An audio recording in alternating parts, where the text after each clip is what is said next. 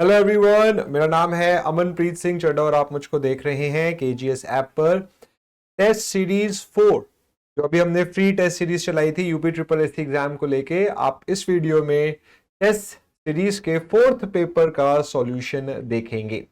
I hope आपके maximum number of answers ठीक हुए होंगे। तो मैं टेक्निकल पार्ट के कुछ क्वेश्चंस का सॉल्यूशन बताऊंगा और फिर रिमेनिंग अपूर्व सर आपको बताएंगे।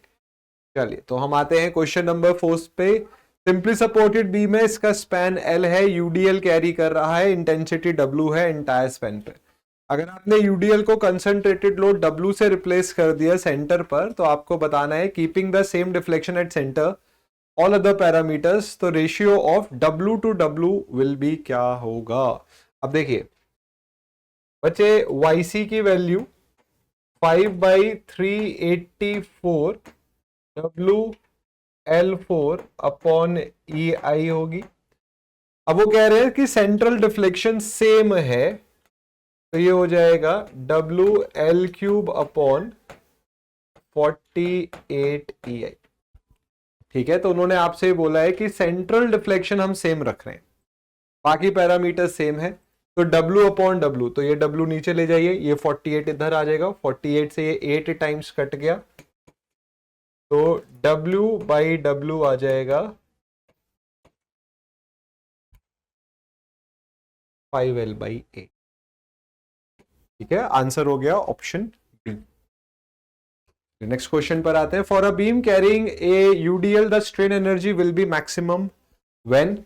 हमें बात जानते हैं कि जो स्ट्रेन एनर्जी है बेंडिंग में m² dx अपॉन 2EI के इक्वल होती है, तो जिस केस में मोमेंट मैक्सिमम होगा उस केस में स्ट्रेन एनर्जी मैक्सिमम होगी। आप एक सेक्शन कट करिए 4 बीम के लिए, सबसे ज्यादा मोमेंट आपको देखने को मिलेगा कैंटिलीवर बीम में, तो सबसे ज्यादा स्ट्रेन एनर्जी कैंटिलीवर बीम में आएगी। सर्कुलर शाफ्ट है, टॉर्क T लग रहा है half of the applied bending moment के, तो क्वेश्चन कह रहा है T की वैल्यू m/2 है। Maximum bending stress to maximum shear stress का रेशियो पूछा है। सिग्मा मैक्स होता है बेंडिंग इक्वेशन से 32m अपॉन πd³ और टाउ मैक्स होता है 16t अपॉन πd³। तो जब आप sigma max upon tau max करेंगे तो ये वैल्यू 2m/t आ जाएगी। अब t की जगह m/2 लिख दीजिए, m से m कैंसिल, ये वैल्यू 4 आ जाएगी, तो आंसर आ जाएगा 4। नेक्स्ट क्वेश्चन है, ratio of flexural strength of square section when its side are horizontal to that when the sides are horizontal to when diagonal is horizontal. तो बच्चे, फ्लेक्सुरल स्ट्रेंथ हमें सेक्शन मॉड्यूलस से पता चलेगा, rectangle का BD²/6 होता है। अब अगर स्क्वायर है तो साइड A मान लीजिए, और जब आपने हॉरिजॉन्टल कर दिया डायगोनल को, तो इस केस में A³ अपॉन 6√2 होता है, तो ZC/ZH जब आप करेंगे तो ये वैल्यू आ जाएगी √2।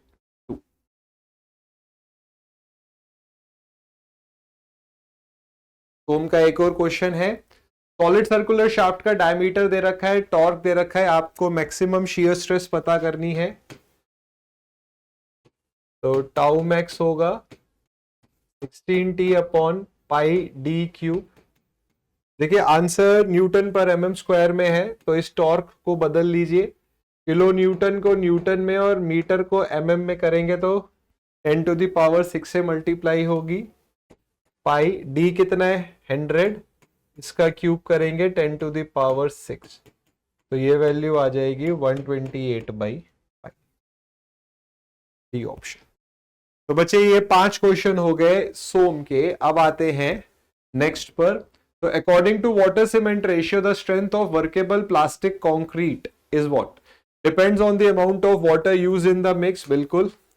Does not depend on the quality of cement mixed with aggregates, does not depend on the quantity of cement mixed with aggregate।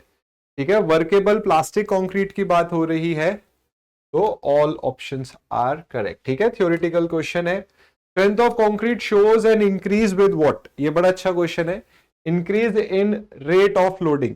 देखिए जब आप रेट ऑफ लोडिंग बढ़ाते हो तो क्रीप होने का टाइम कम मिलता है, तो इस वजह से स्ट्रेंथ इंप्रूव हो जाती है। Study the following statement for constant water cement ratio, fine sand decrease the workability. Yes, क्योंकि फाइन सैंड का स्पेसिफिक सरफेस एरिया ज्यादा होने की वजह से जो सीमेंट पेस्ट है वो कम मिलती है आपको, और इस वजह से लुब्रिकेशन इफेक्ट कम हो जाता है। Creep is deformation of concrete under sustained loading, बिल्कुल सही बात है। तो दोनों ही स्टेटमेंट करेक्ट है। The minimum percentage of steel in RCC slab, slab में पूछा है, माइल्ड स्टील के लिए 0.15% है, HYSD के लिए 0.12% होता है ग्रॉस सेक्शनल एरिया का। Next question, bond strength between steel reinforcement and concrete is affected by steel properties, बिल्कुल ग्रेड ऑफ स्टील पर, ग्रेड ऑफ कंक्रीट पर और श्रिंकेज पर, इन सब फैक्टर्स पे डिपेंड करती है। ठीक है, एक क्वेश्चन नंबर 11 है, minimum number of bars in circular column आपसे पूछा गया है, 6 होती हैं ये। ठीक है, अगर रेक्टेंगल की बात करेगा तो 4 होती। The critical section for evaluating the bending moment, देखिए बिल्कुल कोड है, आरसीसी के बहुत सारे क्वेश्चन कोड बेस होते हैं, तो फेस ऑफ द कॉलम पर होता है। ये भी याद रखिए, 1 वे शेयर और 2 वे शेयर में वैल्यू क्या होती है, डी और d/2 रहती है। Next question, in a uniformly distributed loading A pre stressed concrete rectangular beam should be what. देखिए लोड बैलेंसिंग कंसेप्ट ये कहता है कि जिस तरीके से बेंडिंग मोमेंट डायग्राम वेरी करेगा वो प्रोफाइल होना चाहिए टेंडन का। अब टेंडन में नीचे न्यूट्रल एक्सिस के नीचे टेंशन आ रही है, तो प्रोफाइल टेंडन का ऐसा बनेगा, parabolic with convexity downwards. IS code के हिसाब से under limit state of collapse the maximum compressive strain in axial compression is 0.002, 0.0035 is in bending compression. The term characteristic load means that the load which has a probability of not being exceeded during the time is 95%. तो आप at least 95% sure हैं कि इससे ज्यादा load नहीं लगेगा, but आप design load के लिए कैरेक्टरिस्टिक लोड में पार्शियल सेफ्टी फैक्टर्स की मल्टीप्लीकेशन करते हो। तो बच्चों ये क्वेश्चन हो गए आरसीसी के। नेक्स्ट आते हैं, तो सॉइल एक्सप्लोरेशन का क्वेश्चन हो गया, जियोटेक्निकल का करेक्शन हो जाएगा 15 + 1/2 21 - 15, फॉर्मूला है डायरेक्ट, तो ये वैल्यू आ जाएगी 62, ये आ जाएगा 18। इसका एक टेबल होता है वो जरूर पढ़ लीजिए, एग्जाम में पूछे जाते हैं ऐसे क्वेश्चंस। तो बच्चे एक्सकवेशन है, सॉफ्ट क्ले है, तो फाई की वैल्यू 0 डिग्री है, इंटरसेप्ट 30 किलो न्यूटन पर मीटर स्क्वायर का है, गामा 15 किलो न्यूटन पर मीटर क्यूब है। आपसे पूछा है मैक्सिमम अनसपोर्टेड डेप्थ कितनी होगी, तो बच्चे 4c अपॉन गामा √KA होगा, फाई 0 डिग्री है तो KA 1 हो जाएगा, तो 4 × 30/15, तो ये वैल्यू आ जाएगी 8 metre. Z0 height of tension crack 8 का हाफ 4 मीटर आएगा।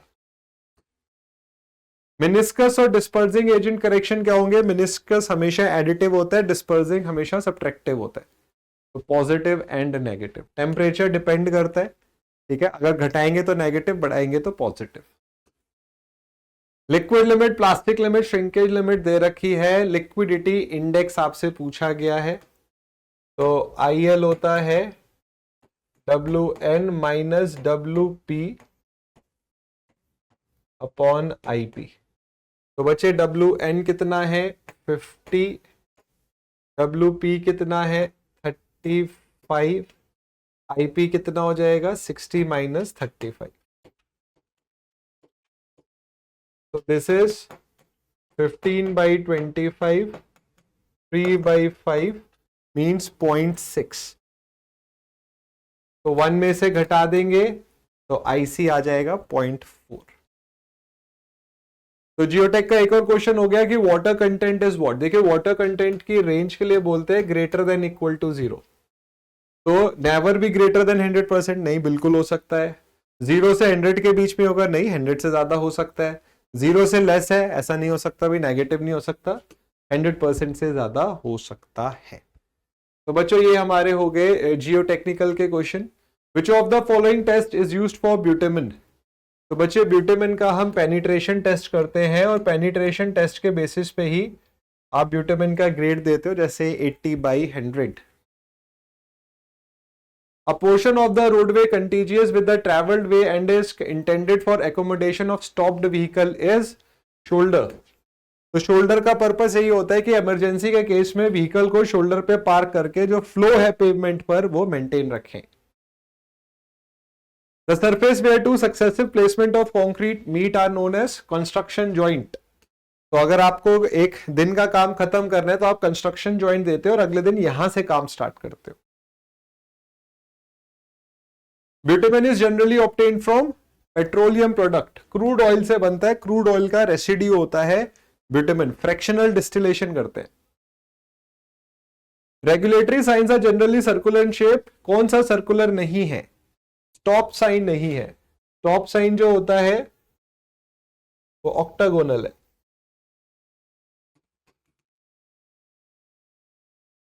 चलिए अब आते हैं बिल्डिंग मटेरियल पे। Slate and marble both are metamorphic. ठीक है, मेटामॉर्फिक रॉक्स हैं। जो मार्बल है वो लाइमस्टोन से आता है। The process of taking out stones from natural rock is known as. Rock से निकालना इसको बोलते हैं क्वेरिंग। क्वेरिंग साइट्स भी होती हैं। The percentage of alumina in a good brick earth is 20 to 30%। एक कोड हम पढ़ते हैं, इसको जरूर याद रखिए। Silica, alumina, lime, iron oxide, magnesia. Calculate the number of bricks in brick work 20 metre cube. तो बच्चे 1 मीटर क्यूब में 500 ब्रिक्स होती हैं। 1 metre cube divided by 20 into 10 into 10, तो 20 मीटर क्यूब में हो जाएंगी 10,000। According to IS code the minimum specific surface area और रैपिड हार्डनिंग, रैपिड हार्डनिंग है 30 to 50 सेंटीमीटर स्क्वायर पर ग्राम। 20 to 50 जो होता है वो OPC में होता है। In ordinary cement about 99% of its final strength is achieved in 28 days. क्योंकि हम मानते हैं मोस्ट ऑफ द C3S और C2S 28 डेज में हाइड्रेट हो जाता है। Plaster of Paris is obtained by calcining gypsum. CaSO4.2H2O में से 1.5 मॉलिक्यूल ऑफ वाटर निकलता है, CaSO4 ऑफ H2O बचता है, which is plaster of Paris. Minimum percentage of chemical ingredient of cement is, इनमें सबसे कम होता है मैग्नीशियम ऑक्साइड, सबसे ज्यादा लाइम है, लाइम के बाद सिलिका है, फिर एल्यूमिना है। The defect of timber that cause longitudinal separation of wood between the annual rings is known as shakes। Defect अच्छे से पढ़िए, बहुत सारे क्वेश्चन आते हैं। देखिए इस एग्जाम में ऑलरेडी मेंशन था कि किस सब्जेक्ट से कितने क्वेश्चंस आएंगे। आने वाले दिनों में हम फुल सब्जेक्ट टेस्ट सीरीज भी लेकर आएंगे, जहां आपको प्रॉपर नंबर ऑफ क्वेश्चंस की और अच्छे से प्रैक्टिस हो पाएगी। लास्ट क्वेश्चन है ये बिल्डिंग मटेरियल का। Ingredient of paint which are used to hide the surface irregularities and impart colour. जैसे कलर शब्द आ जाएगा, दिस इज पिगमेंट। अब आते हैं फ्लूइड मैकेनिक्स के क्वेश्चन पे। In a net flow the angle between equipotential line and stream line is 90 degree. इन दोनों के जब आप स्लोप की मल्टीप्लाई करोगे तो 90 डिग्री मतलब -1 आएगा, मतलब 90 डिग्री पर है। In a steady flow of fluid total acceleration 0, convective 0, local acceleration is 0, no acceleration is 0। बच्चे टोटल एक्सेलरेशन इन दोनों का समेशन होता है। कन्वेक्टिव होता है जब यूनिफॉर्म फ्लो होगा तब कन्वेक्टिव 0 होती है, और स्टेडी में लोकल एक्सेलरेशन 0 होती है। बात सिर्फ स्टेडी की बोली गई है तो local acceleration is 0। In an orifice, the coefficient of contraction is area of jet at when a contractor to the area of orifice।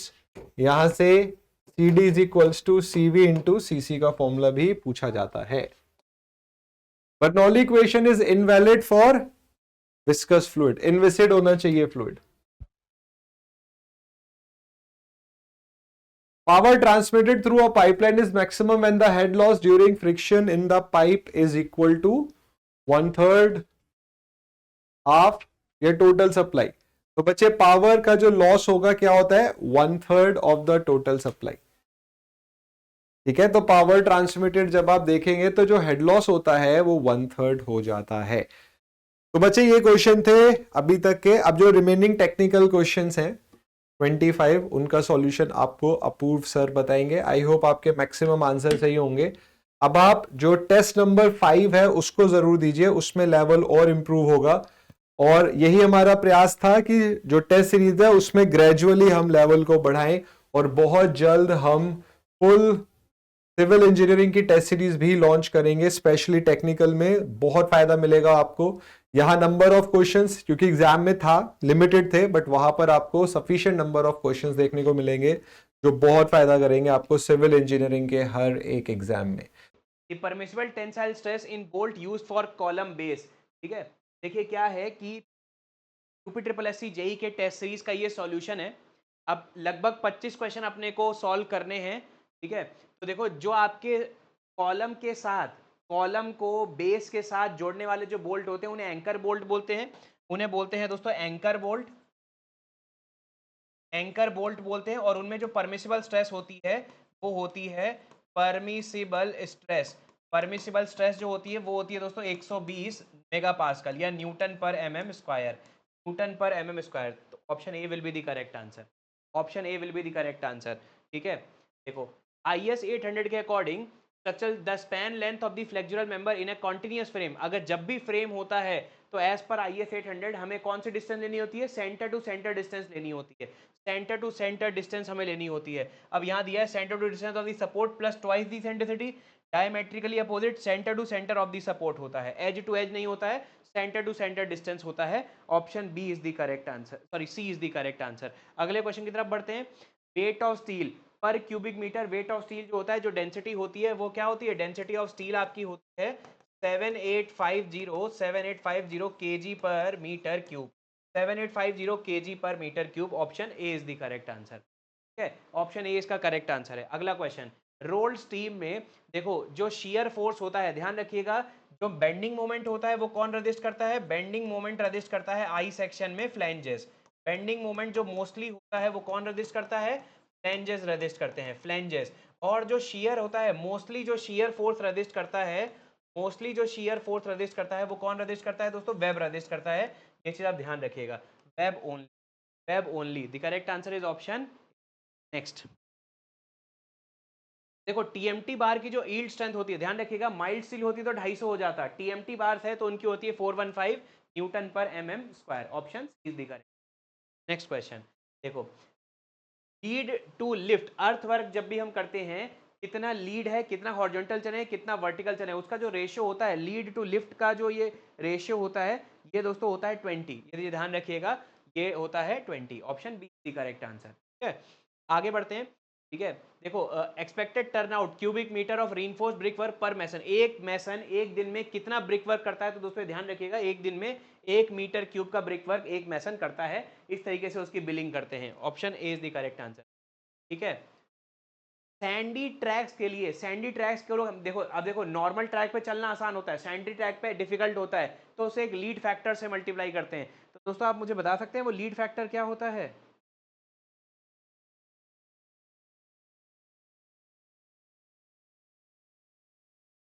तो ध्यान रखिएगा 40% इंक्रीज कर देते हैं, 1.4 होता है लीड फैक्टर इज 1 पॉइंट, जो भी डिस्टेंस होगी उसे आप 1.4 से मल्टीप्लाई कर दीजिए। Option D is the correct answer.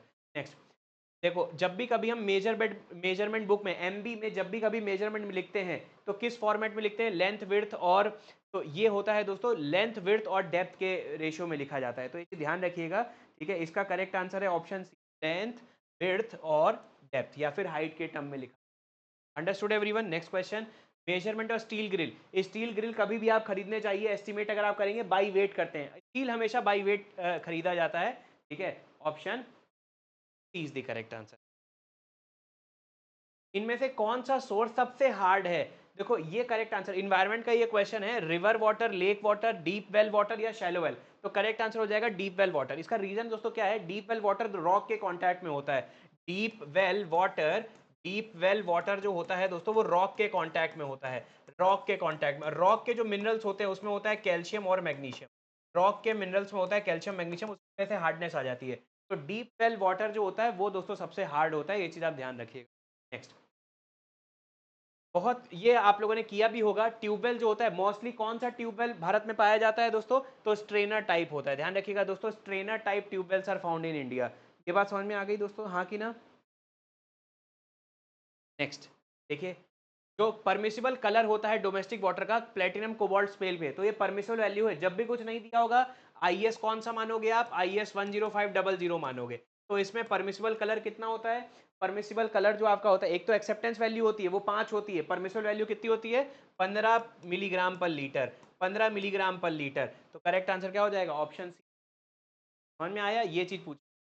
Next question, dental cavity disease cause by drinking water is due to, dental cavities तब होती है जब दोस्तों पानी में फ्लोराइड नहीं होता है। अप टू 1 ppm चाहिए होता है ना, अगर 1 ppm से भी फ्लोराइड कम होगा तो डेंटल कैविटीज होंगी। तो एक्सेस फ्लोरीन नहीं होगा, एब्सेंस ऑफ फ्लोराइड की वजह, एब्सेंस ऑफ फ्लोराइड की वजह से। ध्यान रखिएगा, अच्छा क्वेश्चन है, बहुत सारे स्टूडेंट गलत आंसर कर देते हैं, एब्सेंस ऑफ फ्लोराइड की वजह से। बात समझ में आई? नेक्स्ट क्वेश्चन, ईडीटीएस सॉल्यूशन कहाँ काम आता है, ये तो आप आंसर कर सकते हैं। EDTA solution ethylene diamine tetra acetic acid होता है, इसे वर्सनेट सॉल्यूशन भी बोलते हैं। कहाँ काम आता है, पानी की हार्डनेस निकालने के काम आता है। Option D is the correct answer, पानी की हार्डनेस निकालने का काम आता है। नेक्स्ट, सर्वेइंग किससे डील करता है, ठीक है, सर्वेइंग एब्सोल्यूट पॉइंट से रिलेटिव पोजीशन। तो सर्वेइंग एक ऐसी आर्ट होती है जिसमें हम दो पॉइंट्स के बीच में रिलेटिव डिस्टेंस निकालते हैं, रिलेटिव पोजीशंस के बीच डील करता है ये, ठीक है। नेक्स्ट, तो प्रिंसिपल, सर्वेइंग का प्रिंसिपल क्या होता है, पूरे बड़े काम को छोटे छोटे पार्ट में डिवाइड कर देते हैं, working from whole to part, working from whole to part. Option B correct answer, ठीक है भाई, ऑप्शन बी इसका correct answer. Next, the operation of establishing a number of intermediate point on straight line between two fix point, जब भी कभी आप क्या करते हो, एक हमारे स्टार्टिंग पॉइंट और एंड पॉइंट की लेंथ बहुत ज़्यादा होती है, तो आप इंटरमीडिएट पॉइंट स्टैब्लिश करते हो। तो इन इंटरमीडिएट पॉइंट को स्टैब्लिश करने को क्या बोलते हैं दोस्तों, this is known as ranging, this is known as ranging. Option B is the correct answer. Next देखो, line joining the centre of the objective glass to the centre of the cross wire, ठीक है, ये इसे क्या बोलते हैं, देखो भाई बहुत ध्यान से, आपने कौन कौन सी लाइन को जोड़ दिया, देखिए आपने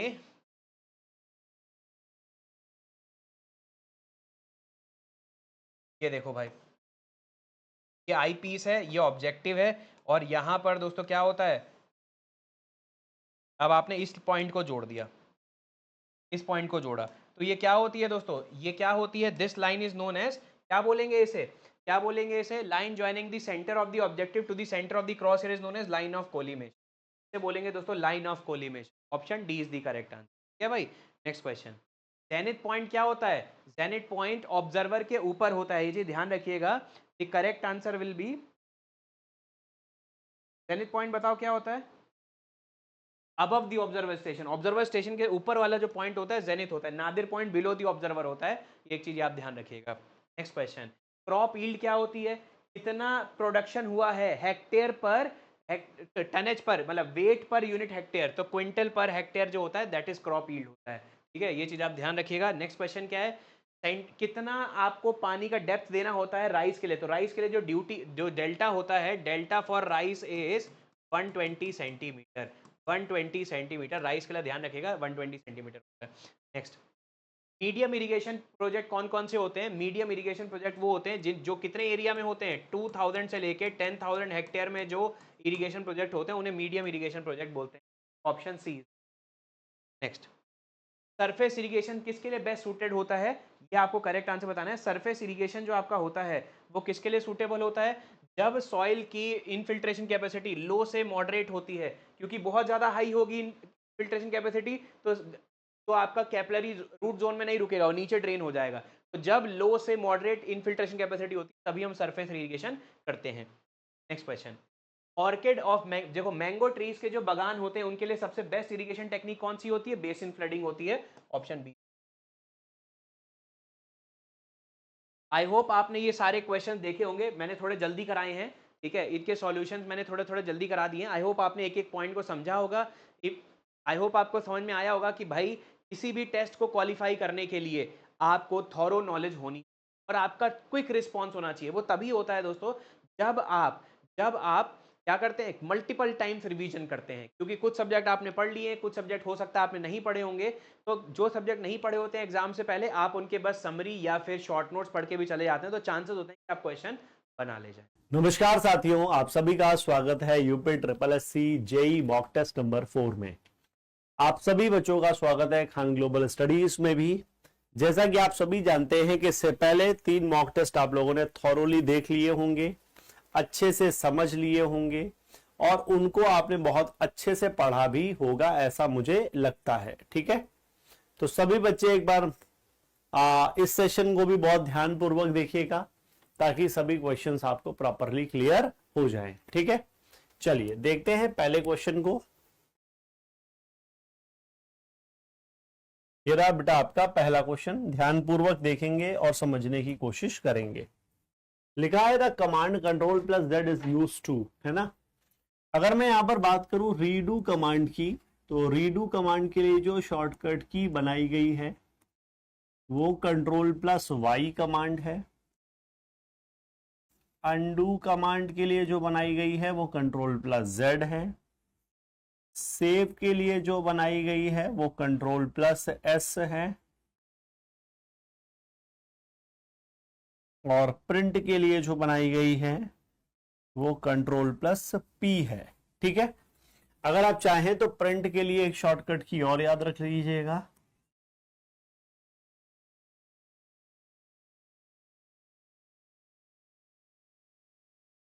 वो है control plus shift plus F12।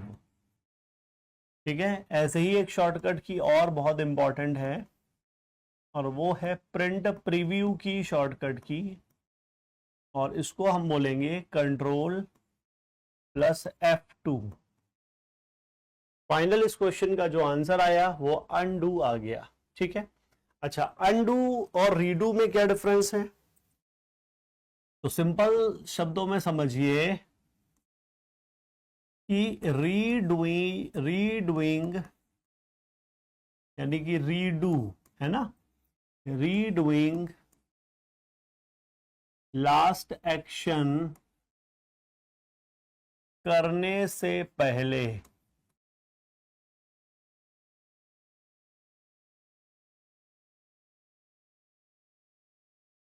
Undoing last action करना होगा। रीडूइंग लास्ट एक्शन करने से पहले अनडूइंग लास्ट एक्शन करना होगा, ये बात ध्यान अवश्य रखिएगा।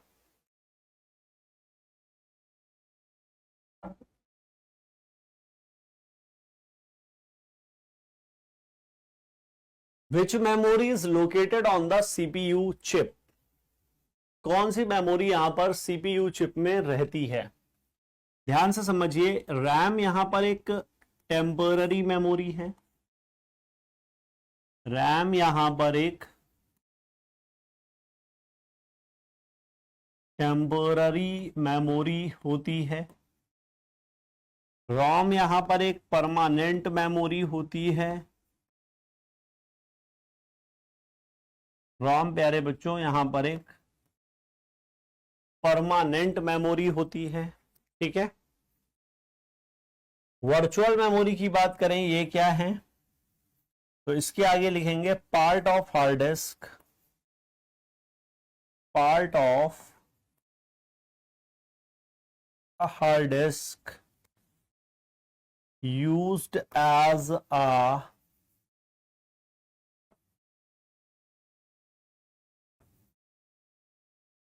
part of hard disk used as a extended RAM, part of hard disk used as a extended RAM। Cache memory के आगे लिखेंगे frequently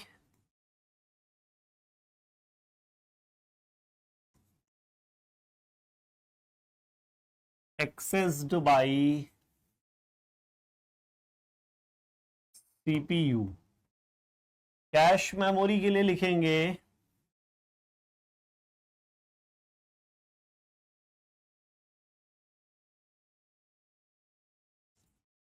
fastest processing memory in computer. ठीक है, तो इस क्वेश्चन का जो करेक्ट आंसर है दैट इज कैश मेमोरी। ठीक है, अगर आपने कभी डीप में पढ़ा होगा तो आपको पता होगा इसमें लेवल्स होते हैं, L1 कैश, L2 कैश। जितना नंबर ऊपर जाता है इसका मेमोरी साइज उतना ज्यादा बढ़ता चला जाता है, और जिसका मेमोरी साइज जितना ज्यादा होगा, जिसका बेटा मेमोरी साइज जितना ज्यादा होगा उसकी प्रोसेसिंग स्पीड भी उतनी कम होती चली जाएगी, उसकी प्रोसेसिंग स्पीड उतनी ही कम होती चली जाएगी। अगला क्वेश्चन, विच device connect multiple networks together. कौन सी डिवाइस है जो बेटा मल्टीपल नेटवर्क्स को आपस में कनेक्ट करती है। तो अगर मैं आपसे पूछूं कि स्विच क्या करता है, तो ये बेटा मल्टीपल डिवाइसेस को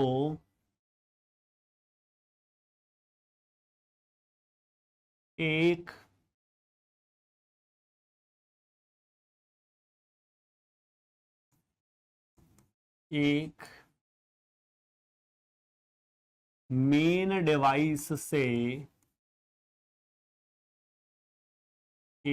मेन डिवाइस से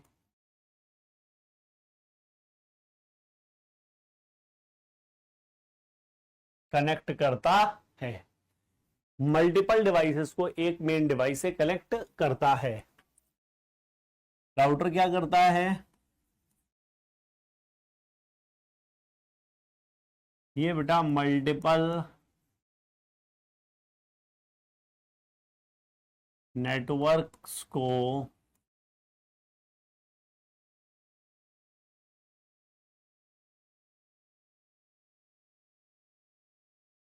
कनेक्ट करता है।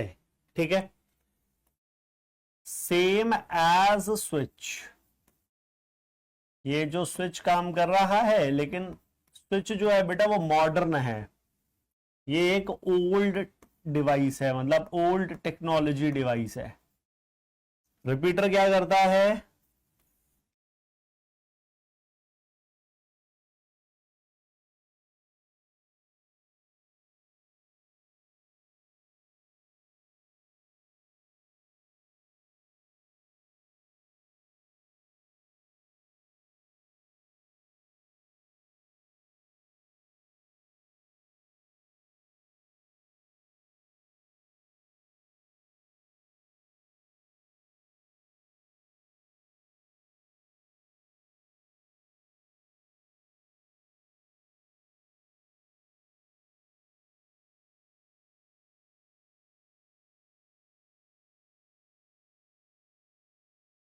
सिग्नल्स को रिट्रांसमिट और सिग्नल्स को बूस्ट अप करता है। आंसर आएगा राउटर। ठीक है, अच्छा एक बात और, स्विच किस लेयर में काम करता है,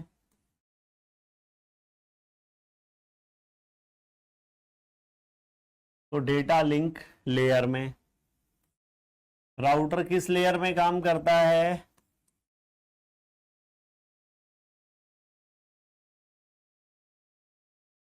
नेटवर्क लेयर में। हब किस लेयर में काम करता है, तो याद कर रखिएगा बेटा फिजिकल लेयर में। और जो हमारे रिपीटर्स हैं ये किस लेयर में काम करते हैं, तो भी याद रखेंगे फिजिकल लेयर में। ठीक है, तो हर हार्डवेयर किस लेयर में काम करता है इसको भी यहां पर मेंशन किया गया है, आप लोग अच्छे से याद रखिएगा। अगला question, the brain of any computer system is what. किसी भी कंप्यूटर का जो ब्रेन है वह क्या कहलाता है।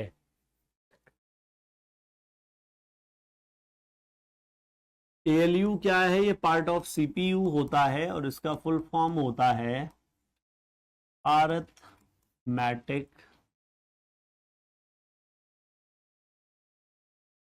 Logical unit. काम की बात करें तो यदि बात कैलकुलेशन की हो तो कैलकुलेशन होते हैं। अगर हम बात करें दूसरी कंपैरिजन की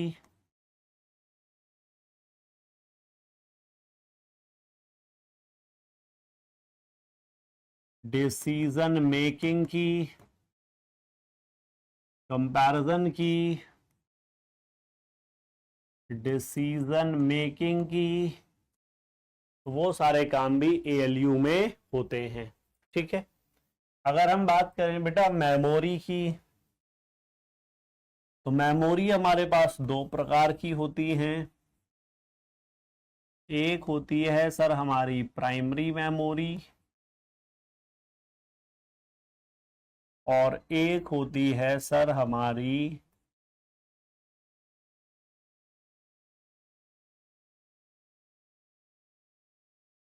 सेकेंडरी मेमोरी।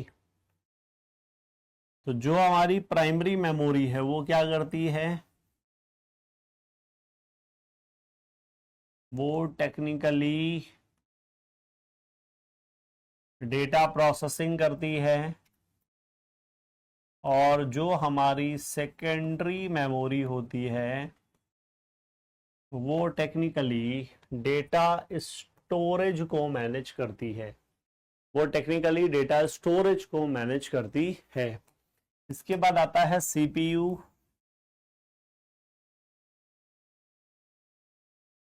जिसका full form central processing unit होता है। जिसका full form central processing unit होता है, या दूसरे शब्दों में कह लो तो माइक्रो प्रोसेसर होता है, या दूसरे शब्दों में कह लो तो ब्रेन ऑफ कंप्यूटर होता है। ठीक है। आंसर लगाएंगे CPU। ठीक है। कंट्रोल यूनिट क्या है? Read, decode, right instructions. Read, decode, right instructions. क्या यहां तक की बातें सभी बच्चों को क्लियर हो गई हैं? बोलो हाँ या ना।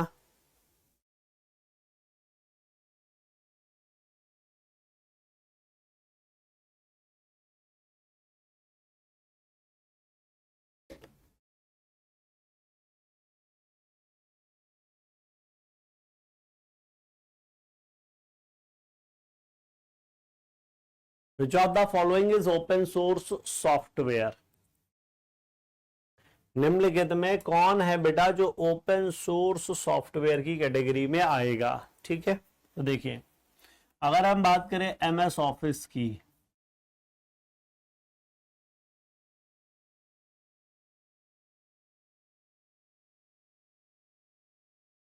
तो याद रखिएगा MS ऑफिस लाइसेंसवेयर की कैटेगरी में आएगा। अगर हम बात करें MS ऑफिस की तो टेक्निकली याद रखिएगा MS ऑफिस लाइसेंसवेयर की कैटेगरी में आएगा। लिनक्स को बनाया है लिनस टॉरवर्ल्ड्स ने, और ये भी टेक्निकली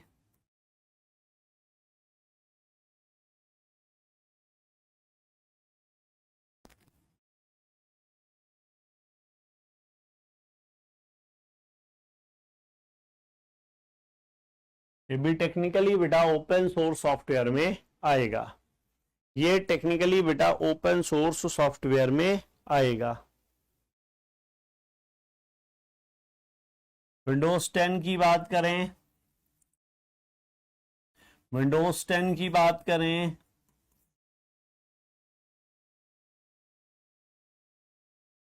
ये भी लाइसेंसवेयर है, और मैक ओएस भी लाइसेंसवेयर है। ओपन सोर्स होते कौन से हैं? ऐसे सॉफ्टवेयर, दो softwares don't have any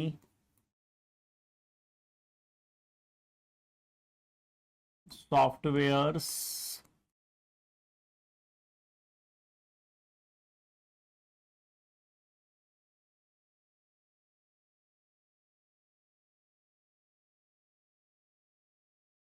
softwares don't have any copyright, ऐसे सॉफ्टवेयर जिन पर किसी कंपनी का कोई कॉपीराइट नहीं होता है। ठीक है। दूसरा,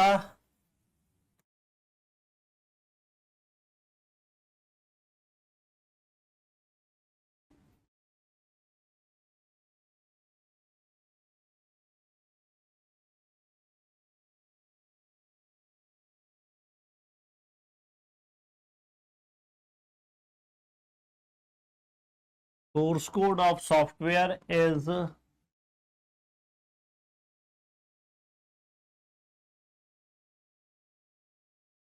available in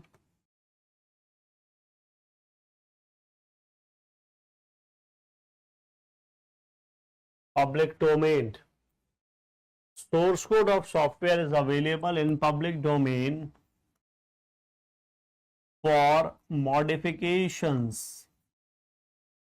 For modifications. ठीक है बच्चे, मैक का पूरा नाम जानते ही होंगे आप लोग, मैकिन्टोश। लिनक्स का फुल फॉर्म भी लिख देता हूं,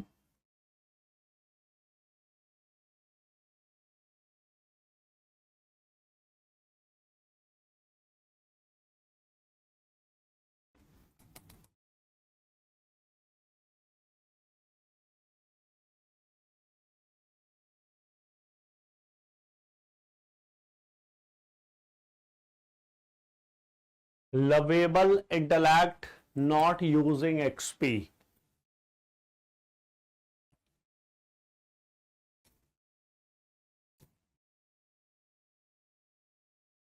Which part of CPU coordinates all other components? बताएंगे, which part of CPU coordinates with all other components?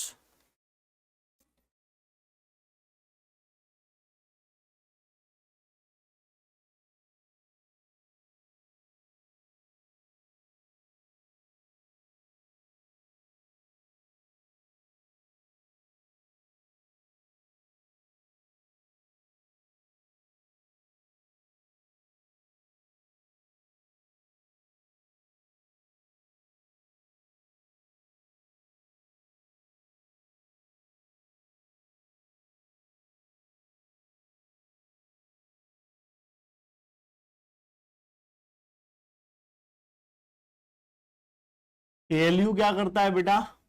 सभी प्रकार के अर्थमेटिक ऑपरेशंस डील करता है। आपको पता है ALU के द्वारा किए गए कार्य कहां जाते हैं?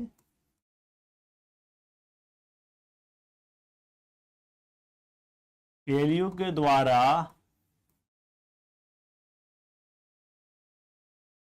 किए गए कार्य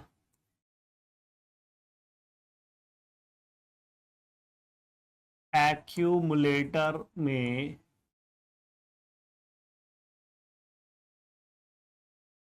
सेव होते हैं।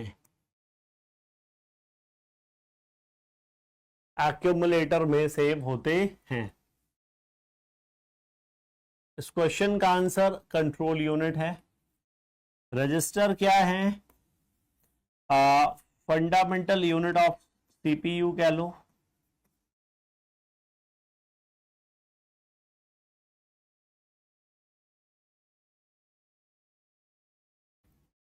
और fastest in processing.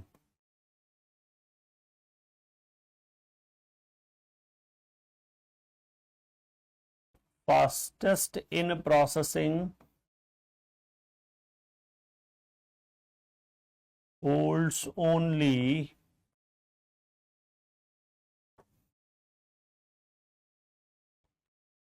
only one bit of data.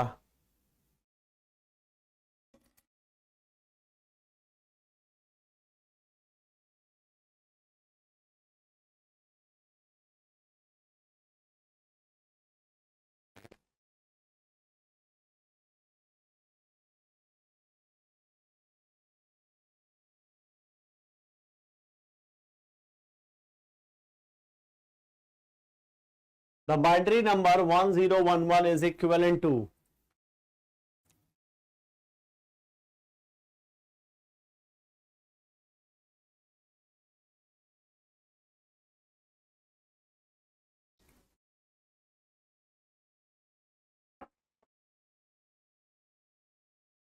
the binary number 1011 is equivalent to, बेटा ये एक बाइनरी नंबर दिया है हमें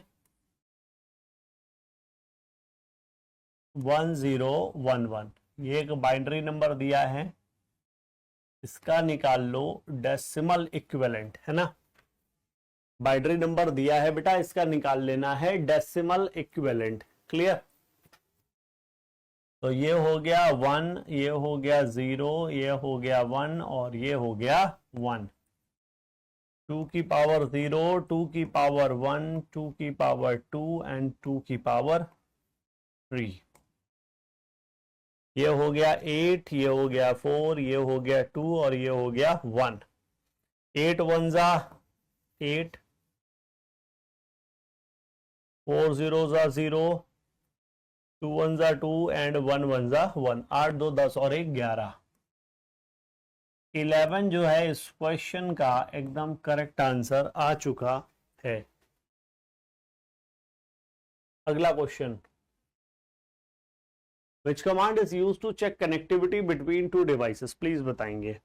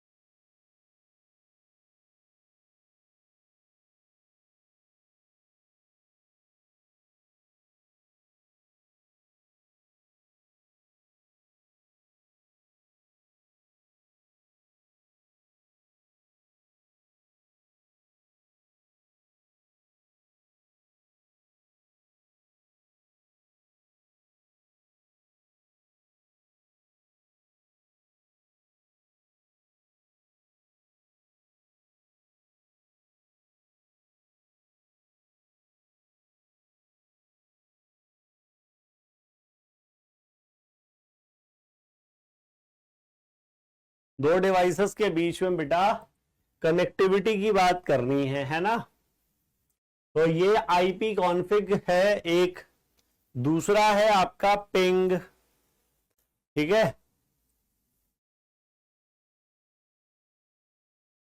तो ये तो आईपी एड्रेस निकाल के बताता है,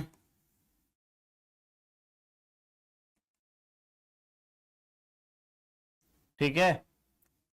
ये कनेक्टिविटी चेक करता है,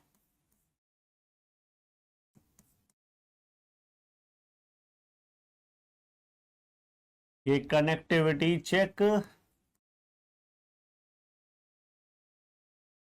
करता है।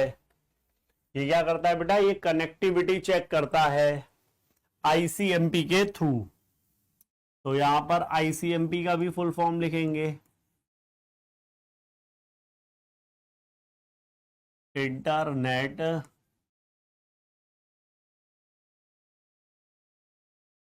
कंट्रोल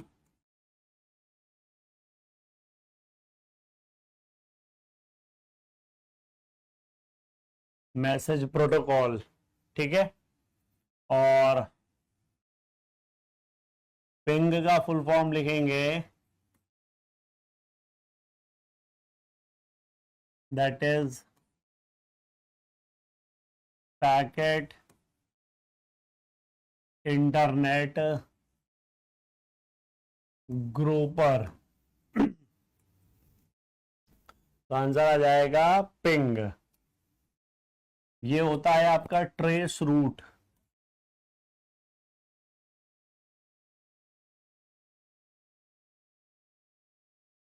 ये होता है trace route. Which among the following is a volatile memory, बताएंगे निम्नलिखित में कौन है जो वॉलेटाइल मेमोरी है।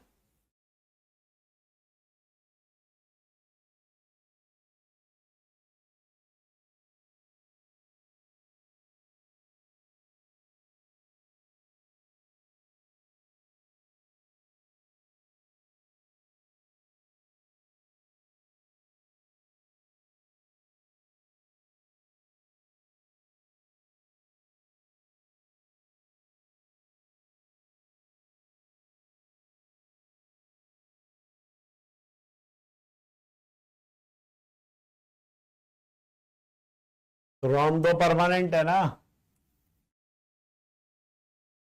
रोम परमानेंट। रोम में क्या रहता है जानते हो? रोम में क्या रहता है जानते हो? आंसर आएगा रोम में तो सर बायोस रहता है। और बायोस को हम क्या कहते हैं सर? तो उत्तर आएगा फर्मवेयर कहते हैं। क्या कहते हैं? फर्मवेयर। ठीक है। फ्लैश मेमोरी की बात करें तो पेन ड्राइव हो गया, मेमोरी कार्ड्स हो गए,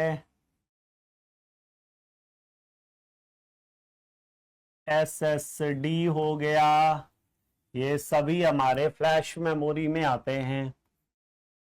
रैम को हम टेम्पररी मेमोरी कहते हैं, रैम को हम टेम्पररी मेमोरी कहते हैं, रैम को हम वोलेटाइल मेमोरी कहते हैं, रैम को हम रीड एंड राइट मेमोरी कहते हैं, रैम को हम लोग रीड एंड राइट मेमोरी कहते हैं। बात समझ में आ रही है? तो इस क्वेश्चन का सही और सटीक जवाब रैम हो जाएगा। ठीक है। एसएसडी का फुल फॉर्म क्या है?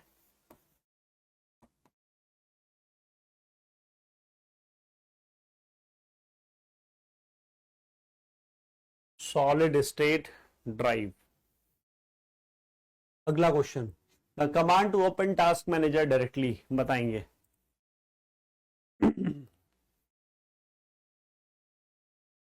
Command to open task manager directly.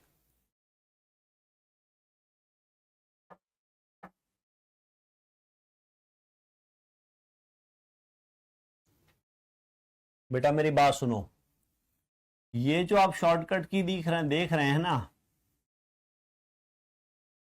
इससे टास्क मैनेजर खुलता तो है मगर डायरेक्टली ओपन नहीं होता।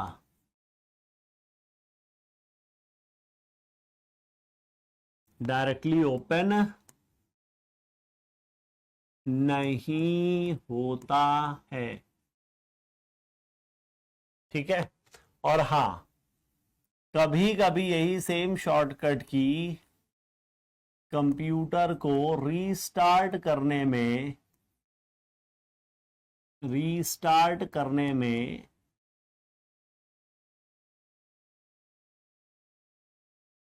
यूज होती है। क्लियर? इससे हमारा बेटा टास्क मैनेजर इमीडिएट ओपन हो जाता है। कंट्रोल शिफ्ट एस्केप से टास्क मैनेजर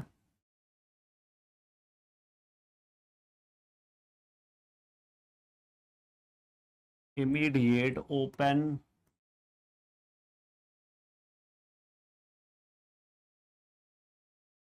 हो जाता है।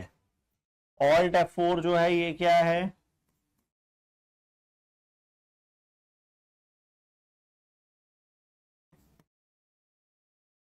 ये क्लोज एप्लीकेशंस के लिए यूज किया जाता है। ये कंट्रोल F5 की जगह अगर कंट्रोल F6 होता, ये कंट्रोल F5 की जगह यदि कंट्रोल F6 होता तो ये switching between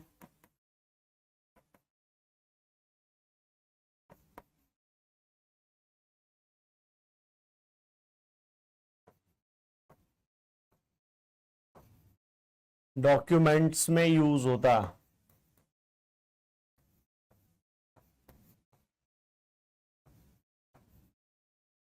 switching between documents में यूज होता। पंजर लगाएंगे control plus shift plus escape. In Excel dash symbol is use to start formula. किस सिंबल के माध्यम से बेटा आप फॉर्मूला स्टार्ट करते हैं? Equals to is a correct answer. ठीक है। इक्वल्स टू हर फॉर्मूले से पहले लगाना जरूरी है। विच of the following is an example of output device, निम्नलिखित में कौन है जो आउटपुट डिवाइस का उदाहरण है, निम्नलिखित में कौन है जो आउटपुट डिवाइस का उदाहरण है। माउस जो है ये पॉइंटिंग डिवाइस है, साथ ही साथ इनपुट डिवाइस है। माउस जो है पॉइंटिंग डिवाइस है, साथ ही साथ बेटा इनपुट डिवाइस है। प्रिंटर हमारा आउटपुट डिवाइस है। कीबोर्ड हमारा इनपुट डिवाइस है।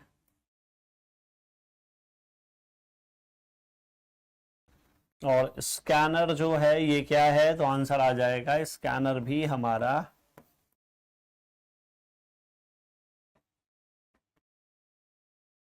इनपुट डिवाइस है। आंसर हो गया प्रिंटर। ठीक है, आंसर क्या हो गया प्यारे बच्चों, तो हो गया प्रिंटर। क्या ये बात सभी को क्लियर है? चलेंगे अगले क्वेश्चन पर। प्रिंटर का काम क्या होता है, प्रिंटर का काम क्या होता है, तो आंसर आएगा टू प्रोड्यूस या टू जनरेट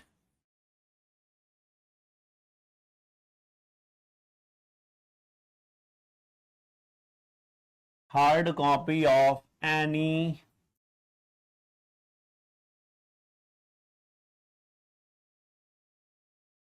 डिजिटल आउटपुट। ठीक है,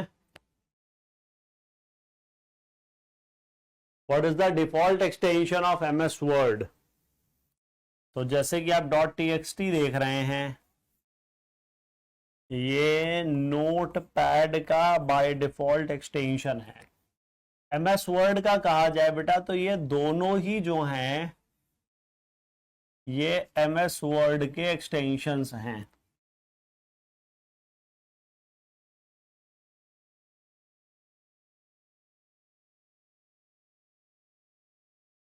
ये दोनों ही MS वर्ड के एक्सटेंशंस हैं, लेकिन ये वाले को टिक लगा लो। पूछो क्यों?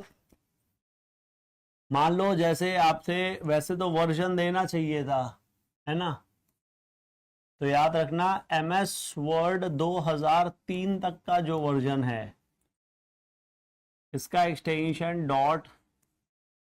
.doc ही है। और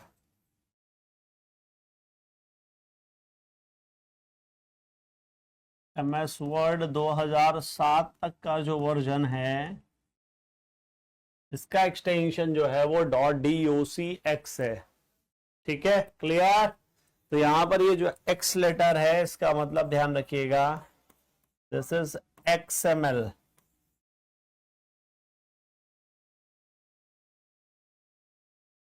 extensible oblique extended markup language. The term GUI stands for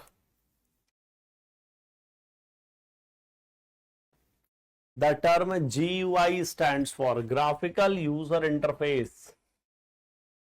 क्या फायदा है बेटा GUI का? फायदा यह है कि प्रत्येक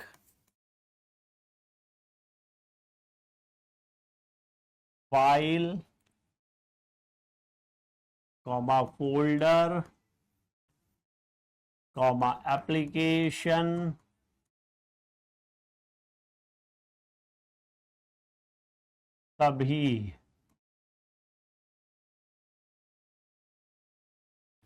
सभी आइकन्स के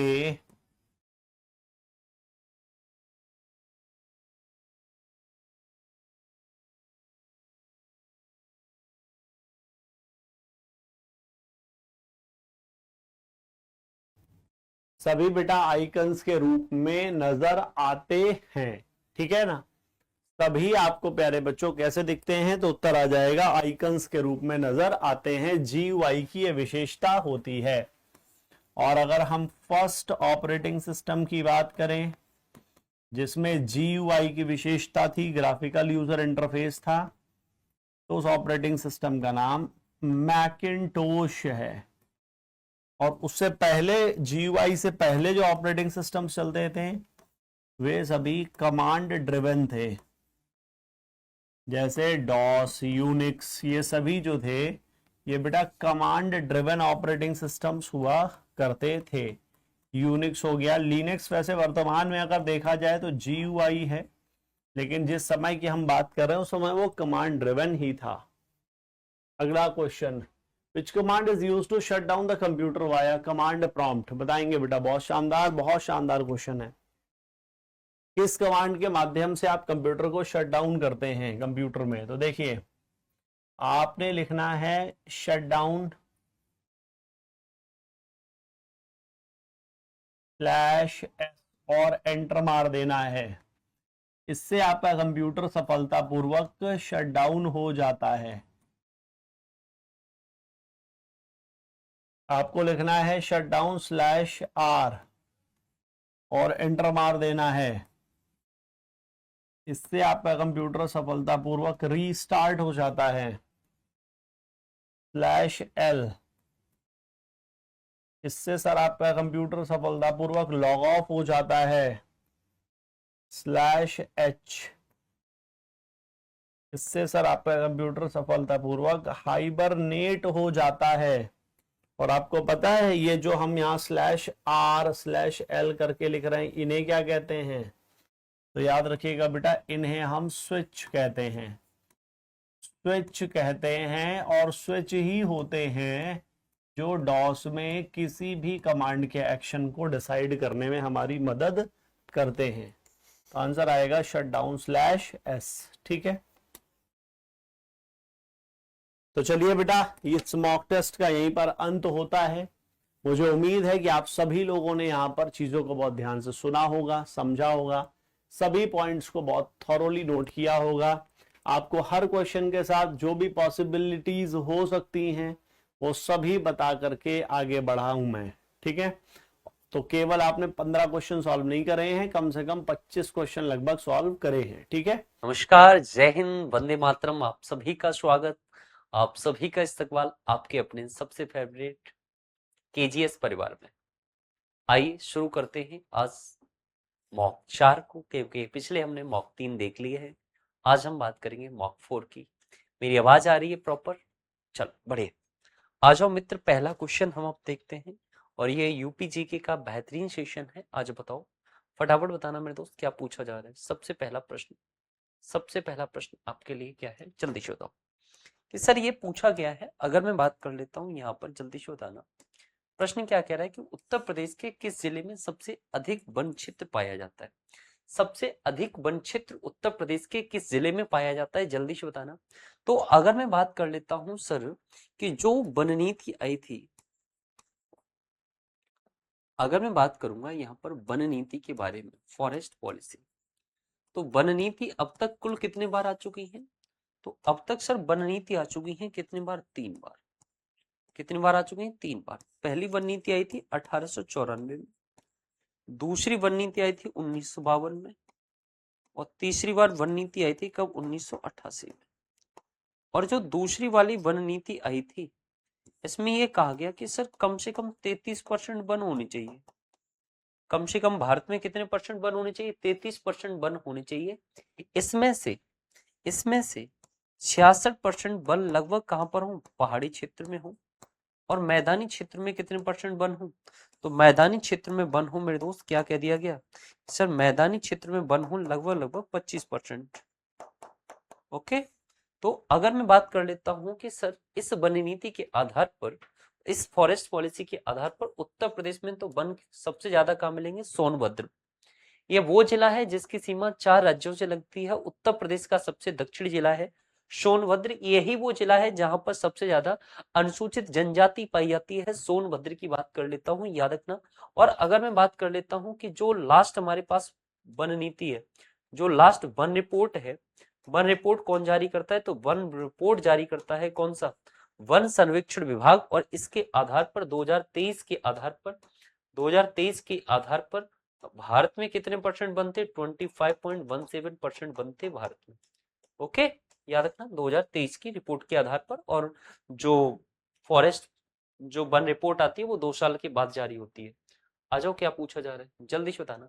कि स्वतंत्रता के बाद उत्तर प्रदेश के प्रथम मुख्यमंत्री कौन थे? जल्दी से बताओ, स्वतंत्रता के बाद उत्तर प्रदेश के पहले मुख्यमंत्री कौन थे? अच्छा, अगर मैं बात करूंगा जो पहली महिला मुख्यमंत्री पूछी जाती है तो उनका नाम था सुचेता कृपलानी। उत्तर प्रदेश की पहली महिला मुख्यमंत्री पूछी जाएंगी तो उनका नाम क्या था? सुचेता कृपलानी। लेकिन हमसे पूछे जा रहे हैं पहले मुख्यमंत्री, तो इस बात का राइट आंसर क्या हो जाएगा? गोविंद वल्लभ पंत। क्या हो जाएगा सर? गोविंद वल्लभ पंत उत्तर प्रदेश के पहले मुख्यमंत्री थे। पूछा जाएगा सबसे युवा मुख्यमंत्री बनाओ, अखिलेश यादव। पूछा जाएगा उत्तर प्रदेश में सबसे ज्यादा बार मुख्यमंत्री, तो सुश्री मायावती जी कितनी बार? 4 बार। पूछा जाएगा कि उत्तर प्रदेश के वो मुख्यमंत्री बताओ जो बाद में भारत के प्रधानमंत्री बने, तो 2 लोग हैं, एक चौधरी चरण सिंह, एक बीपी सिंह। एक चौधरी चरण सिंह, एक बीपी सिंह, जो पहले उत्तर प्रदेश के मुख्यमंत्री बाद में भारत के प्रधानमंत्री बने।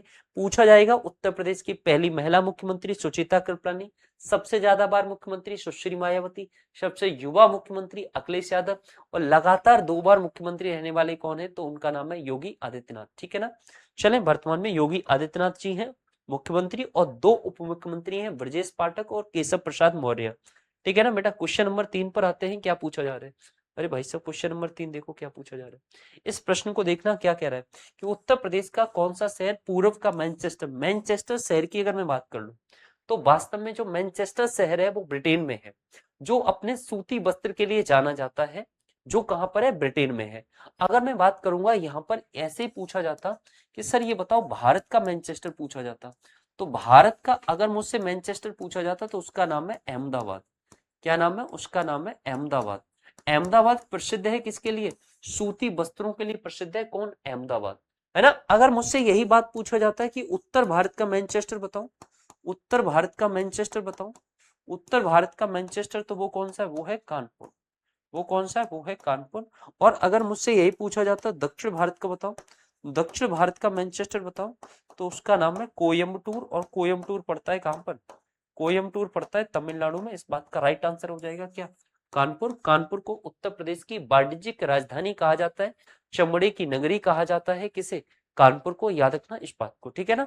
कानपुर को चमड़े की नगरी कहा जाता है। भारत की, उत्तर प्रदेश की वाणिज्यिक राजधानी भी इसी को कहते हैं। अगले क्वेश्चन पर देखें कि उत्तर प्रदेश का मलिहाबाद आम किस किस्म के लिए जाना जाता है। अब एक बात बता दो, मलिहाबाद, जो मलिहाबाद पड़ता है वो एक लखनऊ की विधानसभा है। लखनऊ में टोटल 9 विधानसभाएं हैं और 9 विधानसभाओं में से एक विधानसभा है कौन सी? मलिहाबाद विधानसभा। लखनऊ में टोटल कितनी विधानसभाएं हैं? 9 विधानसभाएं हैं। उनमें से एक विधानसभा है कौन सी? मलिहाबाद। और यहाँ पर कौन सा आम होता है? दशहरी आम होता है। याद रखना, किस आम के लिए प्रसिद्ध जाना जाता है? तो दशहरी आम के लिए प्रसिद्ध है। ये वही लखनऊ है जहां पर क्या इकाना स्टेडियम है, जहां पर केडी बाबू स्टेडियम है। ये वही लखनऊ है जहां पर जनेश्वर मिश्र पार्क है, जहां पर डॉक्टर भीमराव अंबेडकर मेमोरियल है ना।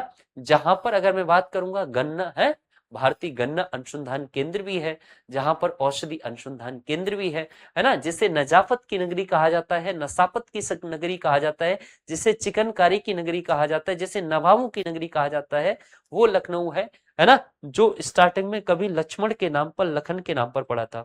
अगला क्वेश्चन देखो क्या पूछा जा रहा है कि सर नौटंकी लोक नाट्य उत्तर प्रदेश के किस क्षेत्र में सबसे अधिक लोकप्रिय है।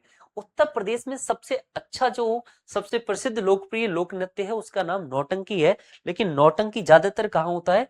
ज्यादातर ये होता है पूर्वांचल वाले इलाकों में, है ना। कहाँ होता है? पूर्वांचल वाले इलाकों में होता है, जहां पर क्या होता है? जहां पर होता है नटवरी, जहां पर नटवरी होता है, जहां पर क्या होता है? जहां पर कजरी होता है। इधर मिर्जापुर साइड और या प्रयागराज साइड में जाएंगे तो एक डांस होता है कजरी। अब कजरी क्यों किया जाता है? तो ये सावन के महीने में अपने प्रेमी की याद में महिलाएं करती हैं डांस। ओके, यहाँ पर एक होता है कौन सा? एक छोलिया डांस होता है। छोलिया की अगर मैं बात करता हूँ तो छोलिया डांस राजपूत समुदाय के लोग हाथ में तलवार लेकर करते हैं।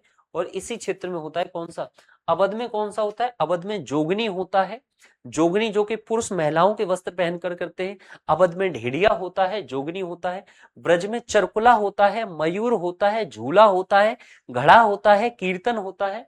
बुंदेलखंड की बात करते हैं तो बुंदेलखंड में कौन सा होता है? तो बुंदेलखंड में कौन सा होता है? सोरा होता है, ख्याल होता है, राई होता है, पाई डंडा होता है। याद रखो, ओके, अगले क्वेश्चन पर आता हूं। बहुत ही अच्छा सा प्रश्न देखते चले क्या पूछा जा रहा है। चलो, बहुत ही अच्छा सा प्रश्न है। ये प्रश्न को पढ़े कि उत्तर प्रदेश के कथक नृत्य को किस मुगल शासक के समय शासनकाल में प्रमुख संरक्षण मिला था। अगर मैं बात करता हूँ, टोटल हमारे शास्त्रीय नृत्यों की संख्या कितनी है? 8 है। उनमें एक है कौन सा? कथक। कथक जो निकला है वो कथा शब्द से निकला है, और ये किससे निकला है? ये कथा शब्द से निकला है। और अगर मैं बात करूंगा, ये जो कथक डांस है वो उत्तर प्रदेश का एक लोक नृत्य है, याद रखना, शास्त्रीय नृत्य, सॉरी। और अगर मैं बात कर लेता हूं इसके बारे में, इसी को नटवरी भी बोला जाता है। और ये स्पेशली, अगर याद रखना, ये हिंदू मुस्लिम की एकता को प्रदर्शित करता है। तो हिंदू मुस्लिम की सबसे अच्छी एकता किस समय देखने को मिली थी? अकबर के समय देखने को मिली थी हिंदू मुस्लिम की एकता सबसे ज्यादा। ठीक है ना? तो क्या हो जाएगा? अकबर के समय मेरे दोस्त इसे संरक्षण प्राप्त हुआ। शोभना नारायण सितारा देवी का भी संबंध इससे है। अच्छन महाराज, लच्छू महाराज का भी संबंध इससे है। ये राधा कृष्ण के प्रेम पर आधारित है। ठीक है ना? अगले क्वेश्चन पर आता हूं मेरे दोस्त, जल्दी से बताना अगला क्वेश्चन क्या कह रहा है। क्या पूछा जा रहा है कि लखनऊ में क्या पूछा जा रहा है? बड़ा इमाम बाड़ा। लखनऊ में बड़ा इमाम बाड़ा का निर्माण किस अवध के नवाब के द्वारा कराया गया था? किस अवध के नवाब के द्वारा कराया गया था सर? लखनऊ में क्या? बड़ा इमाम बाड़ा।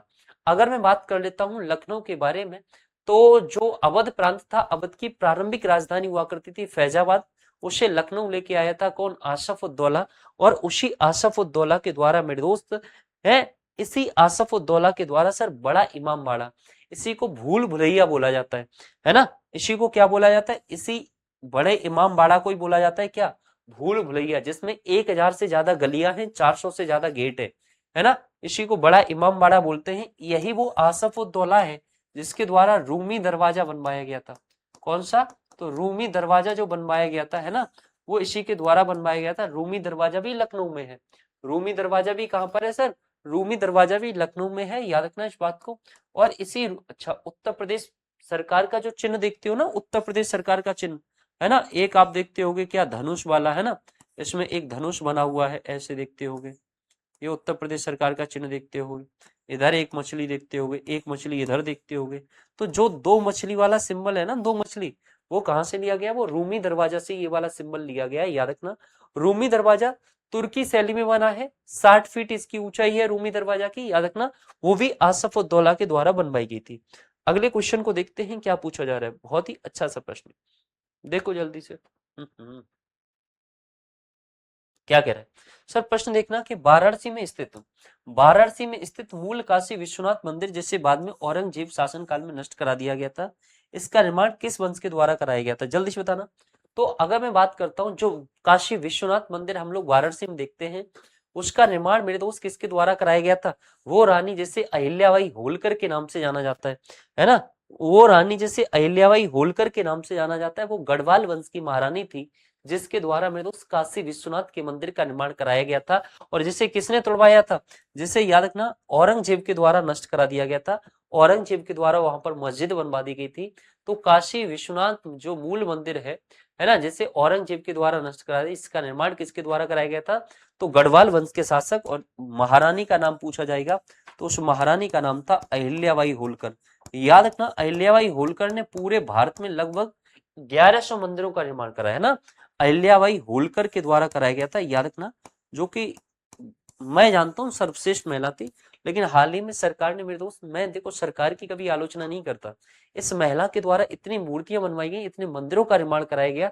लेकिन काशी विश्वनाथ में मैंने देखा गया, अभी कुछ समय पहले कुछ इमेजेस सामने आ रही थी, तो इस महिला की भी मूर्ति, इस महारानी की मूर्ति तोड़ दी गई, है ना।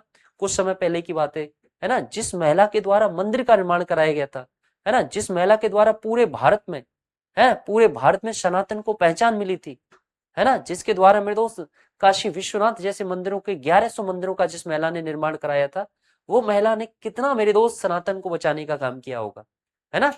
तो उस महिला की मूर्ति तोड़ दी गई भाई। अहिल्याबाई होलकर गढ़वाल वंश की महारानी थी, है ना। आ जाओ, कोई बात नहीं, ये मत सोचना कि मैं पर्टिकुलर रूप से किसी पार्टी का समर्थक हूं, लेकिन जो सच बोलने की और पढ़ा लिखा भैया जो मेरे दोस्त गलत चीज की आलोचना करता है, मैं आपसे फिर भी कह रहा हूं, आप तभी पढ़े लिखे हो जब आप तार्किक व्यक्ति हो, आप एक भीड़ का हिस्सा नहीं बन सकते कि एक भीड़ चाल हो जाती है ना, ये सब इधर जा रहे हैं तो मैं भी जाऊंगा, हाँ ठीक है सही है तो जाने चाहिए, लेकिन गलत चीज है तो उसका तो भाई विरोध करना बनता है ना। विरोध वही करेगा जिससे नॉलेज होगी, ठीक है ना। तो आ जाओ, अगर मैं बात करता हूँ क्या पूछा जा रहा है कि उत्तर प्रदेश के विंध्य पठारी क्षेत्र में कौन सा खनिज विशेष रूप से प्रचुर मात्रा में पाया जाता है। तो किस बात पूछा जा रहा है, पठारी क्षेत्र में कौन सा खनिज विशेष रूप से पाया जाता है, तो कौन सा है, चूना पत्थर पाया जाता है, याद रखना कौन सा, चूना पत्थर। और जो सोनभद्र मिर्जापुर और ललित है, सोनभद्र मिर्जापुर वाले क्षेत्र में रॉक फास्फेट और डोलोमाइट पाया जाता है, रॉक फास्फेट और डोलोमाइट पाया जाता है, चूना पत्थर जैसे बोलते हैं, ठीक है ना। सोना ललितपुर में पाया जाता है, ठीक है ना, याद रखना इस बात। अगले क्वेश्चन पर आता हूं, बहुत ही अच्छा सा क्वेश्चन है, जल्दी से बताओ। उत्तर प्रदेश का राजकीय पुष्प कौन सा है, जल्दी से बताना बेटा, ये अगर तुमने नहीं बताया ना तो मुक्का मारू खींच के। तो बताओ मेरे दोस्त क्या पूछा जाए, उत्तर प्रदेश का राजकीय पुष्प क्या है। कमल तो भारत का राष्ट्रीय पुष्प है, कमल तो होगा नहीं, क्या हो जाएगा सर, पलाश हो जाएगा, क्या हो जाएगा, पलाश। उत्तर प्रदेश का राजकीय मीन क्या है, चीतल मछली है। उत्तर प्रदेश का राजकीय वृक्ष क्या है, तो राजकीय वृक्ष क्या है, अशोक है। उत्तर प्रदेश का राजकीय पक्षी क्या है, तो वो सारस अर्थात क्रॉन्च है। ओके भैया, सारस अर्थात क्या है मेरे दोस्त, क्रॉन्च है, ठीक है। चले आगे, बोलो अगले क्वेश्चन को देखो। आ जाओ भैया, क्या पूछा जा रहा है, बहुत ही अच्छा सा क्वेश्चन है कि सर 1925 काकोरी षड्यंत्र, 1925 काकोरी षड्यंत्र जो वर्तमान उत्तर प्रदेश के काकोरी के पास हुआ था, जो अच्छा काकोरी कहां पड़ता है, लखनऊ में पड़ता है। ओके, काकोरी जो जगह है वो कौन से जिले में पड़ती है, लखनऊ में पड़ती है। किस क्रांतिकारी के नेतृत्व में है किया गया था, तो क्या राम प्रसाद बिस्मिल है, आशफ उल्ला खान, चंद्रशेखर आजाद, उपयोग सभी। तो याद रखना सबके सभी इसमें सभी क्रांतिकारी शामिल थे। और काकोरी जो कि लखनऊ जिले में पड़ता है, कहां पड़ता है सर, ये लखनऊ जिले में पड़ता है। और काकोरी अब तो इसका नाम दे दिया गया है ना, अब तो इसे नाम क्या दे दिया है, लखनऊ से सहारनपुर के लिए जो ट्रेन जा रही थी वहीं पर लूटपाट कर ली गई थी, है ना। 29 क्रांतिकारी थे। और याद रखना मेरे दोस्त, ये घटना कब घटी थी, 9 अगस्त 1925 को घटी थी। 9 अगस्त 1925 को ये घटना घटी थी। और इस काकोरी ट्रेन एक्शन में 4 क्रांतिकारियों को फांसी दी गई थी। कितने क्रांतिकारियों को, 4 क्रांतिकारियों को फांसी दी गई थी, याद रखना, है ना। कौन थे, उनका नाम था राम प्रसाद बिस्मिल, राम प्रसाद बिस्मिल पंडित जी थे, है ना, राम प्रसाद बिस्मिल जी को फांसी दी गई थी, राम प्रसाद बिस्मिल जी को फांसी दी गई थी। एक थे ठाकुर रोशन सिंह थे, ठाकुर रोशन सिंह थे, ठाकुर रोशन सिंह। और एक कौन थे, एक थे राजेंद्र लाहड़ी थे, राजेंद्र लाहड़ी थे, इन्हें भी फांसी दे दी गई थी, राजेंद्र लाहड़ी को भी फांसी दे दी गई थी। और कौन, इससे एक व्यक्ति थे जिनका नाम था क्या, आशफ है, आशफ, आशफ उल्ला खान, है ना, आशफ उल्ला खान, इन्हें भी फांसी दे दी गई थी। अच्छा, किसे किसे कहां कहां फांसी दी गई, राम प्रसाद जी को गोरखपुर के जेल में फांसी दी गई थी, कहां पर, गोरखपुर की जेल में। ठाकुर रोशन सिंह को प्रयागराज की नैनी जेल में फांसी दी गई थी, प्रयागराज नैनी, ओके प्रयागराज नैनी। राजेंद्र लाड़ी को गोंडा की जेल में फांसी दी गई थी, गोंडा की जेल में। है आसफ उल्ला खां को, है ना, आसफ उल्ला खां को फांसी कहां दी गई थी, फैजाबाद, जिसका वर्तमान नाम क्या है, अयोध्या, फैजाबाद में फांसी दी गई थी। तो ये प्रश्न पूछ लिया जाता है कहां किसे फांसी दी गई थी, ये घटना कब घटित हुई थी, ठीक है ना। आप पढ़ रहे हो तो मतलब आपको रियलाइज होना चाहिए कि चीजें हम ऐसे पढ़े, सिर्फ कभी टिक लगाने वाली टीचरों से मत पढ़ो करो, मैं आपको फिर बता रहा हूँ। ओके, मैंने अभी ये बात प्रश्न का उत्तर मैंने दिया है, मैंने इस प्रश्न का उत्तर दिया है कि उत्तर प्रदेश का कजरी, कजरी लोकगीत परंपरा रूप से, जो कजरी लोकगीत परंपरा रूप से किस ऋतु में मनाया, मैंने बताया कि सावन के महीने में, सावन के महीने में मेरे दोस्त ये महिलाएं करती हैं अपने प्रेमी की याद में, है ना, सावन के महीने में होता है और प्रेमी की याद में किया जाता है। और ये किस क्षेत्र में होता है, ये पूर्वांचल में होता है, खासकर प्रयागराज, मिर्जापुर, है सोनभद्र वाले क्षेत्रों में, है ना, इन क्षेत्र में होता है। ओके, महिलाएं अपने प्रेमी की याद में गाना गाती हैं, उन्हीं की याद में। तो कब करेंगी जल्दी से बताओ, कौन सी ऋतु में, वर्षा ऋतु में, ठीक है। आगे के प्रश्न पर आता हूं, बहुत ही अच्छा सा प्रश्न देखें, डी क्या कह रहा है। देखो इस प्रश्न का क्या है कि सर उत्तर प्रदेश का सबसे लंबा एक्सप्रेसवे कौन सा है। तो सबसे लंबा एक्सप्रेसवे आज के आधार पर अब तो हो गया कौन सा, गंगा एक्सप्रेसवे है, अब तो कौन सा हो जाएगा, गंगा एक्सप्रेसवे हो जाएगा, ठीक है भैया। कौन सा हो जाएगा, गंगा एक्सप्रेसवे हो जाएगा। गंगा एक्सप्रेसवे कहां से कहां तक जाता है, तो ये जोड़ता है किससे, मेरठ को जोड़ता है किससे, प्रयागराज से। मेरठ को जोड़ता है किससे, प्रयागराज से जोड़ता है। ओके भैया, मेरठ को प्रयागराज से जोड़ता है जब अभी चल रहा है ना गंगा एक्सप्रेसवे, ये सही हो जाता है। लेकिन यमुना एक्सप्रेसवे किसे जोड़ता है, इसी को ताज एक्सप्रेसवे कहते हैं, इसी को ताज बोलते हैं। और ये जोड़ता है कहां से, ये आगरा को कनेक्ट करता है किससे, है आगरा को नोएडा से जोड़ता है, आगरा को नोएडा से जोड़ता है। लेकिन इन ऑप्शनों में देखा जाएगा, इन ऑप्शनों में ये सही हो जाएगा। बुंदेलखंड एक्सप्रेसवे किसे जोड़ता है, ये इटावा से शुरू होता है और जाता है कहां तक, चित्रकूट तक जाता है, इटावा से चित्रकूट तक जाता है। ओके, पूर्वांचल एक्सप्रेसवे की अगर मैं बात करूंगा, जल्दी से बताना ये कहां से कहां तक जाता है पूर्वांचल एक्सप्रेसवे कहां से कहां तक जाएगा, जल्दी से बताओ। पूर्वांचल एक्सप्रेसवे कहां से कहां तक जाता है, तो बोलेंगे सर पूर्वांचल एक्सप्रेसवे शुरू होता है कहां से, है ये चित्रकूट से शुरू हो जाएगा, नहीं गाजीपुर से, गाजीपुर से जाता है, गाजीपुर, गाजीपुर से और कहाँ जोड़ता है, लखनऊ को, लखनऊ को, लखनऊ और गाजीपुर को आपस में कनेक्ट करता है। ठीक है, चलो बढ़िया।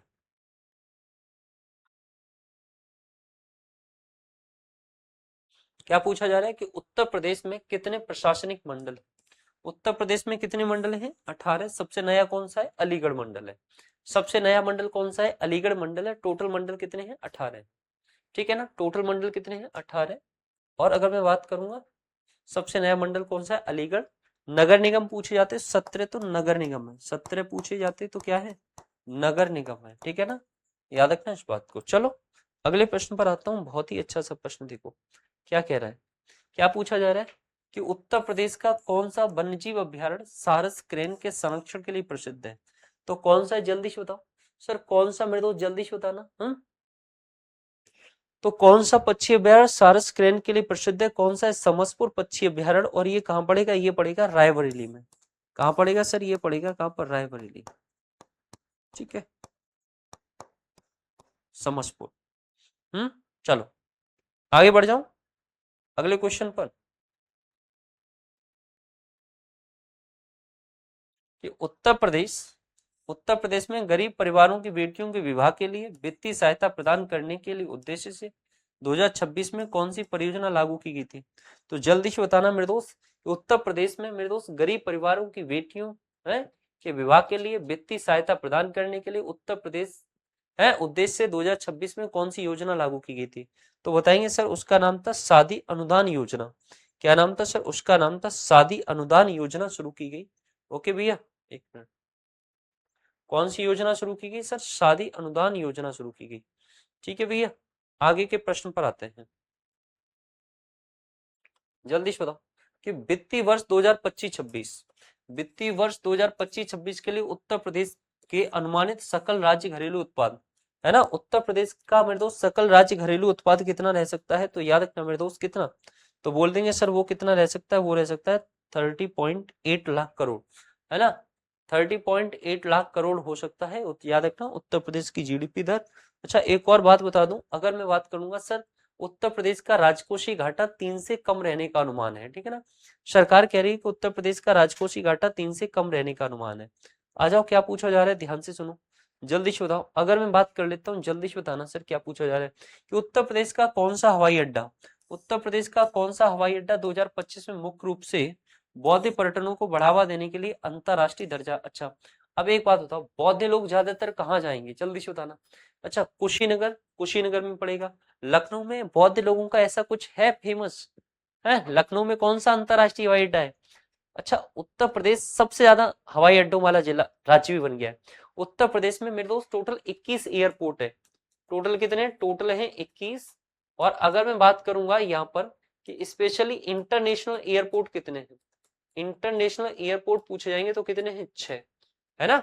अच्छा कुशीनगर ये हो जाएगा, कुशीनगर में ही तो मेरे दोस्त किसे, याद रखना कुशीनगर में किसे मेरे दोस्त, अगर मैं बात करूंगा कुशीनगर में महात्मा बुद्ध को क्या सर महापरिनिर्वाण की प्राप्ति हुई थी। लखनऊ में जो हवाई अड्डा है उसका नाम क्या है, चौधरी चरण सिंह हवाई अड्डा, है ना। वाराणसी में कौन सा है, वाराणसी में कौन सा है, तो वाराणसी में लाल बहादुर शास्त्री हवाई अड्डा। अयोध्या में कौन सा है, तो अयोध्या में पूछा जाएगा कौन सा हवाई अड्डा है, अयोध्या में बताओ, तो अयोध्या में पूछा जाएगा कौन सा है, तो बोला जाएगा सर वो है महर्षि वाल्मीकि, है ना। चले आ जाओ अगले क्वेश्चन पर, बताओ क्या पूछा जा रहा है सर इस बात का राइट आंसर, कि राष्ट्रीय सांख्यिकी प्रणाली प्रशिक्षण अकादमी NSTA का 18वां स्थापना दिवस मेरे दोस्त 2025 2026 में कहां पर सर, ग्रेटर नोएडा मनाया गया।